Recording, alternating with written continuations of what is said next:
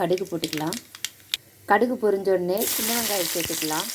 இது கூட ஒரு கொத்து கருவேப்பிலை சேர்த்துக்கலாம். அதையும் வதக்கி விட்டுக்கலாம். நல்லா ப்ரௌன் ஆகிற வரைக்கும் வதக்கி விட்டுக்கலாம். வெங்காயம் நல்லா வதங்கிடுச்சு. இப்போ இந்த டைமில் வந்து கட் பண்ணி வச்சுருக்க தக்காளி சேர்த்துக்கலாம். அதையும் சேர்த்து வதக்கி விட்டுக்கலாம். நல்லா பாருங்கள், இந்த மாதிரி நல்லா வதக்கி விட்டாச்சு. இந்த டைமில் வந்து நம்ம மசாலா ஆட் பண்ணிக்கலாம். நான் இது கூட தேவையான உப்பு, மிளகாத்தூள், மஞ்சத்தூள், சாம்பார் தூள் வீட்டில் அரைச்சது வந்து நான் சேர்த்துருக்குறேன். அதையும் மிக்ஸ் பண்ணிக்கலாம். நல்லா வந்து வதக்கி விட்டுக்கலாம்.